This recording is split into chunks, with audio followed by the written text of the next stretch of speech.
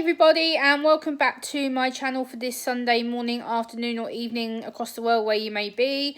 I hope all is well. I know I'm going to start off with the sad announcement that England unfortunately lost the UEFA Euros this evening against Spain.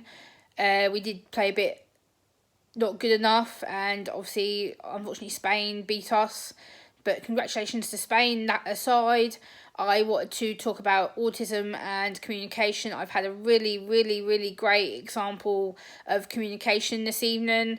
I got to meet a new friend, a security guard, very briefly at the pub that I was at watching the soccer for you American Canadians, football for us British people, and I showed him my autism card and my channel on my phone.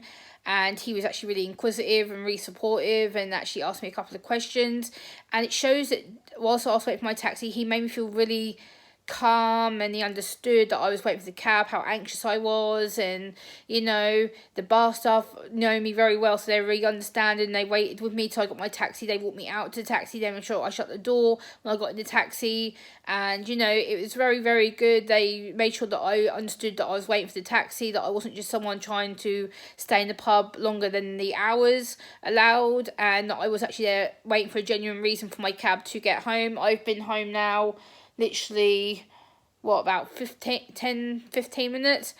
And yeah, I just want to talk about this because communication is vital when you're in a pub venue like that, and it is a busy session, and you've got hundreds upon hundreds of people in your pub, and you're waiting for people to go out the door, getting their taxis, or they're walking, or they're getting lifts from people.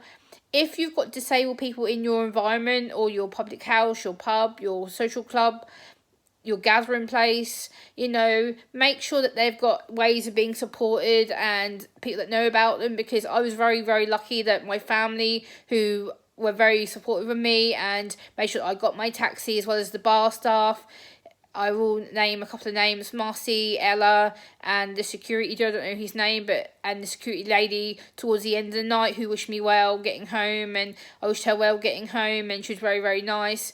And security were checking me like, oh, is she alright? Does she need help? Like, you know, that their communication was top notch with me. Like, I didn't know these guys until I had like a 5-minute discussion with them towards the end of the evening. They were brilliant, so smiley and polite and friendly, approachable, and this is what we need. We need better communication. We need people who take the time to listen. We need people who take the time to understand, even for a 2, 3, 4, 5-minute conversation, guys. These security guys and the bar staff, who know me very well at that pub that I go to every time, the Golden Hind in Ipswich where I live. I'm not going to be ashamed to say it. The Golden Hind is my family. They're my family. I go there quite a lot. I go there for many gigs, as well as many football sessions. And yeah, it really made me feel loved and respected and important and valued, and it shows that pub really does care about their family, their friends, their supporters, the people that go there to have food and drinks and socialise and gather with each other. It is a really family feel. It is a massive pub. It's a really good pub. It's a local pub. It's about 10-12 minutes cab ride from me. And yeah, just tonight was a perfect example of perfect communication. The security guys were like, are you alright? Do you need help?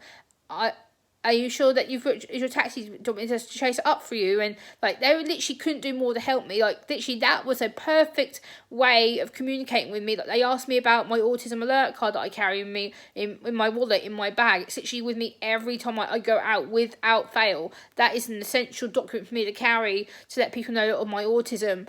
And he was like, oh, that's so cool, you do YouTube and da. Like, I was able to talk to him about it very briefly for the brief conversation that I had with him. But this is a pure example of really good communication, strong communication, friendly communication. There was no like, oh, so you're autistic. Like, he's like, oh, Gemma, there's many spectrums, you know, people with high functioning, low functioning, and mild, and the whole spectrum in general. Like, he didn't put one label on me. He was like, oh, so Gemma, the spectrum is this. And like, you know, I was able to have a very brief conversation with the guy and with the lady, and the bar staff were absolutely brilliant. They couldn't have looked after me better. Like, I felt so important. I felt so valued. My dignity was in check.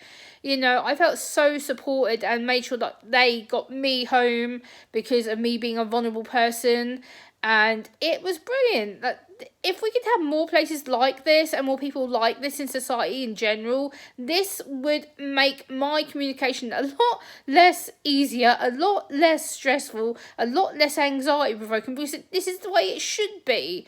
This is a perfect example for all people with disabilities, not just autism, not just ADHD, not just neurodevelopmental conditions, physical health conditions, intellectual, visual, auditory, you know, people who are deaf and require sign language. You know, this is a perfect way of communication. This is the way that it should be. Like, I will be going back to that pub time and time again. I love to go on Hind. The people, the landlords, the bar staff.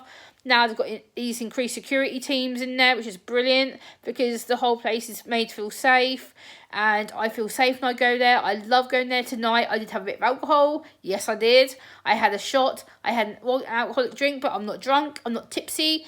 I'm fine. I'm fluent in my language. I'm looking at the camera, and I've had a really, really good evening. Yes, it wasn't the result that we were hoping for, sadly, but I just want to share this little video with you, because if this proves that this bit of communication can work for me, then it can work for anyone else with autism, ADHD, OCD, deafness, sign language, anyone who's on a disability spectrum. You know, this could be a way to better communicate with people, encourage people with disabilities to get out into pubs, clubs, social clubs. You know, it could be a way of improving communication across the whole board. You know, I'm so happy with the way that they communicate with me. They made sure that I was safe.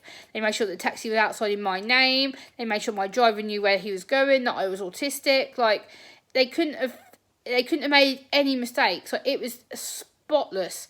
So I hope you've enjoyed this little video of me talking about communication and the ways to encourage people with disabilities to go into your establishments and how to look after them. Please like, comment, share and subscribe, and I'll see you next time. Bye.